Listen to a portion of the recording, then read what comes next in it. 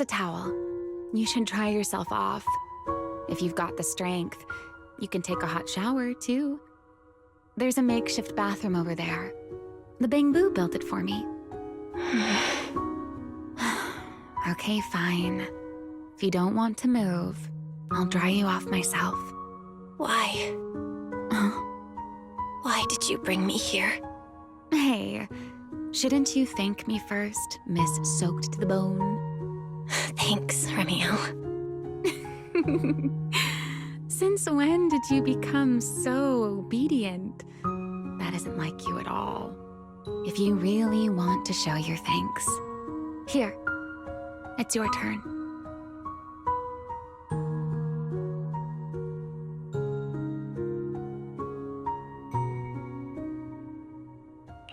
My turn? To do what? Your turn to dry my wings for me, of course. There are spots I can't reach on my own. Hey, what's with that look? I've already dried you off. Now it's your turn to return the favor. Okay.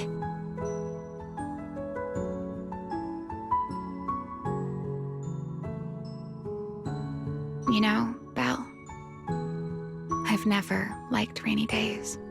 The rain always leaves my wings soaked and heavy. Shake as I might, I can never quite dry them. The same goes for taking a shower, though at least I can manage to keep my wings from getting too wet. Wet wings must feel really uncomfortable, right? Yes, honestly, it's miserable and such a hassle to manage. A hairdryer is useless, too hot and I start shedding, too cold and I catch a chill. But I can't just wait for them to air dry. It takes forever, and I'm way too impatient for that. Besides, it leaves this strange smell that I can never wash out. So, the best solution is a slow towel dry like this. But with wings this large, there are always spots I can't reach. Before, if I got caught in the rain, I'd sneak onto Belly's bed and roll around, drying my wings on her sheets. Huh? Wait, hold up. How on earth could you just barge into someone else's bed? Wouldn't she be furious? It was fine as long as I didn't get caught. Though, of course, whenever Belly did notice me, she was absolutely furious. And no matter how angry she was, in the end, she'd always do just what you're doing now. Slowly drying the spots that were still damp. Belle, do you know what New Eridu's records say about what became of Belly and me? I remember something about an operation called the Day of Silence. You and Colonel VIII were involved in an accident, and then both died in the line of duty. Yes, died in the line of duty. Such a noble, dignified phrase. Though, in a sense, it isn't entirely wrong. After all, for us Void Hunters, our first and only duty was to suppress the Karma Core inside our weapons. The Karma Core? Inside the Void Hunter's weapons? That's right. Remember the Enchainer I mentioned before? What truly sets them apart from ordinary ethereals is a special core known as a Karma Core, found only within an Enchainer. According to RK, a Karma Core differs from an ordinary ether core. It doesn't form naturally. It is something made directly by the Creator. The Creator made the Karma Cores, a power capable of rewriting the laws within Hollows, and used them as the cores to create the Enchainers of the Great Hollows. That's the gist of it, at least. Back then, after a long and bitter struggle, we finally were able to bring down one of the Enchainers. But the Karma Core itself could not be destroyed. RK and Sunbringer, they wanted to eliminate the threat posed by the Karma Core once and for all. while allowing humanity to harness the power within it. In the end, they found a way to seal the Karma Core within Porcelloy. And from that, they forged the Void Hunter weapons.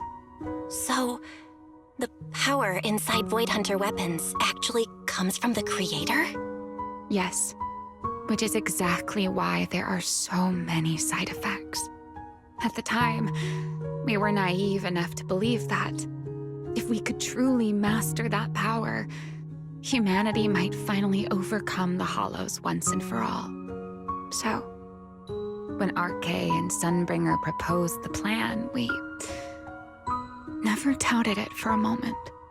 Lady Sunbringer and Professor Arcay's plan? Yes.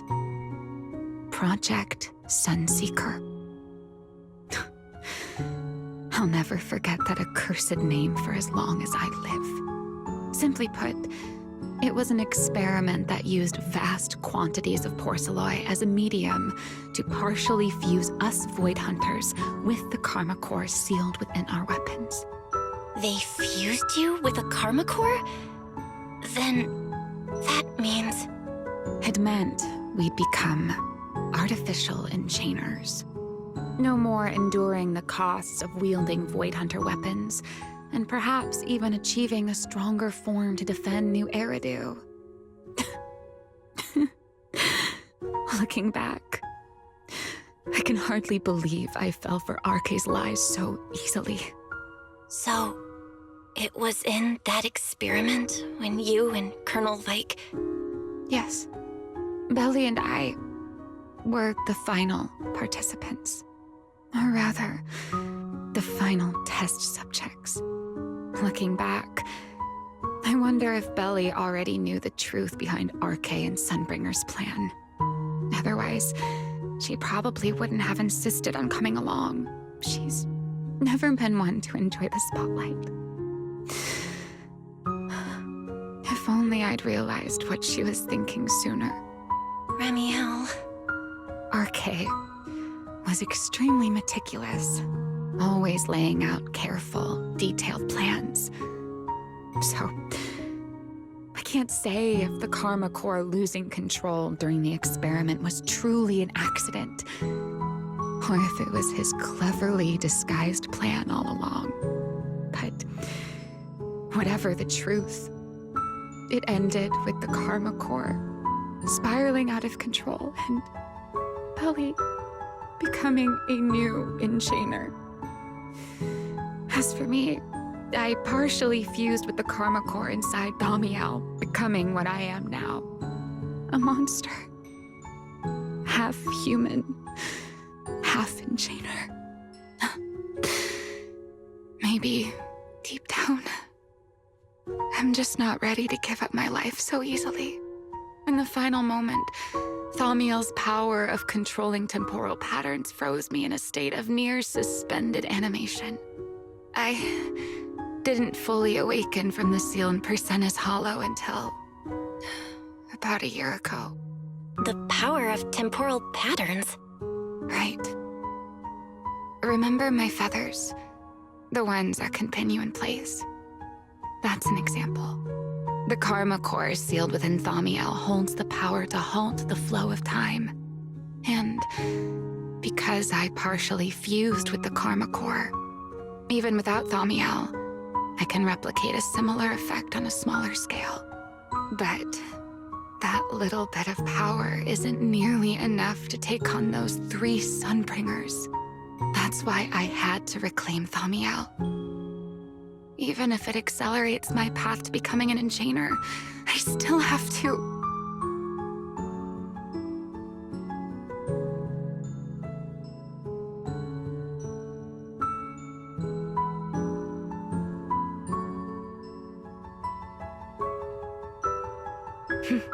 Never mind.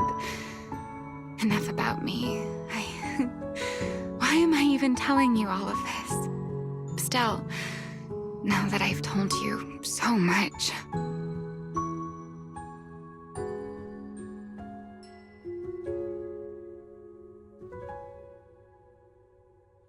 It's your turn.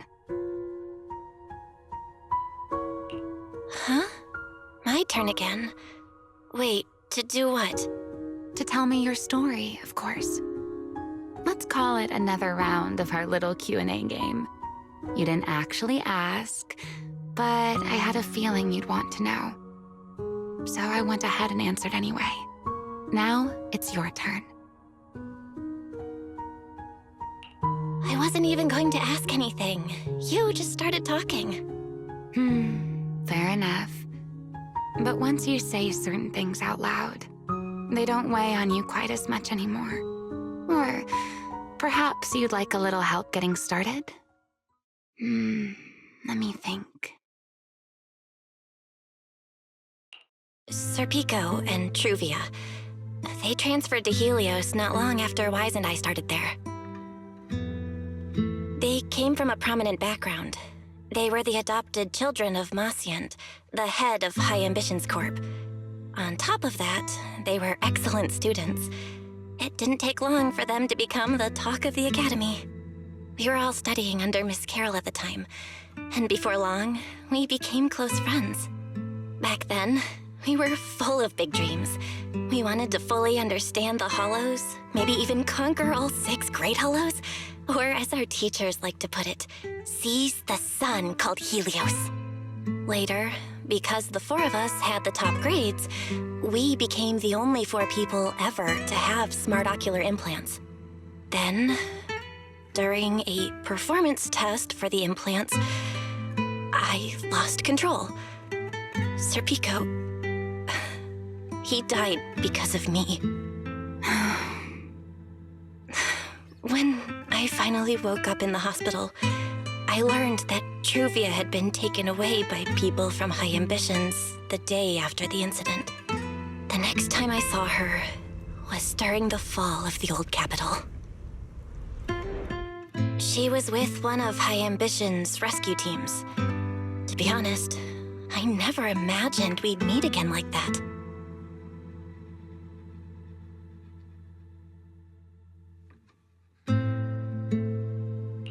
VIII and I were both badly injured at the time, but we still wanted to go back to the ruins of Helios, and save as many people as we could. We begged Truvia for High Ambitions' help. We were willing to guide them through the Hollows, willing to do whatever they asked of us, but she refused, without a moment's hesitation. What happened after that is kind of a blur. But on that day, no one made it out of Helios alive, except VIII and me. Then, in Rose Califer, I saw Truvia again. We talked about the past, but the way she spoke about it felt like she was talking about someone else's life. I don't know how to face her. And ever since then, no matter what I do, I can't shake the feeling that I'm being watched. That gaze. I don't know whether it was Truvia's or Serpico's or... Perhaps it was your own. The you from the past. The one who kept thinking, if only I'd done something sooner. The one who never managed to forgive themselves. Making peace with the past isn't easy. And sometimes, you don't get the chance at all. Yeah. There won't be another chance. Truvia. She was killed by Dracena. By that thing pretending to be Dracena. Something pretending to be Dracena?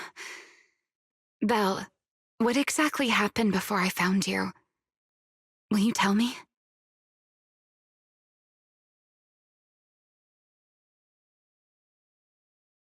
I see. So that means Dracena, the youngest of the Sunbringers, had already... No. Judging from the timeline and the outcome, perhaps not yet.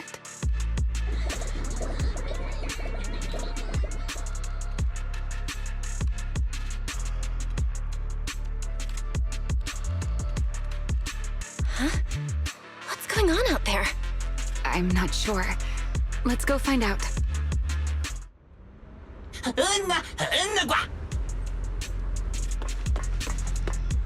Forgive me. but I cannot obey. Is that secret?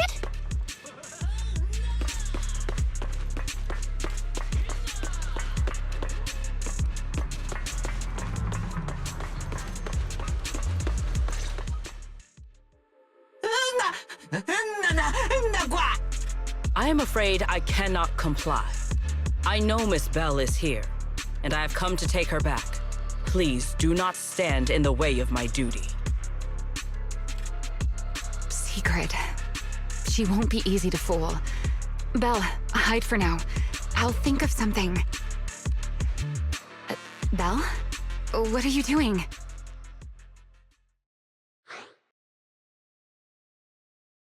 Sigrid, leave them out of this. I'm right here.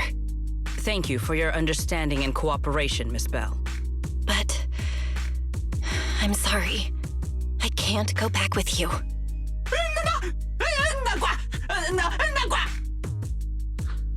Well, since Belle has already stepped out into the open, I suppose there's little point in my remaining hidden.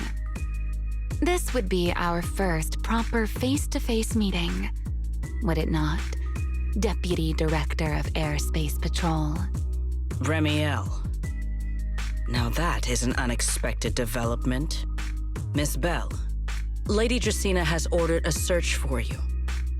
But our only aim is to uncover the truth of what happened inside the CCD. So please, come back with me. As for this fugitive wanted for the attempted assassination of Lady Eldrada...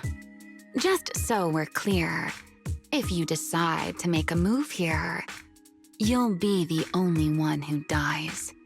How can you be so sure before you actually try? I don't mind getting my hands dirty. I am a fugitive after all. Hardly a saint to begin with. But are you really willing to die like this?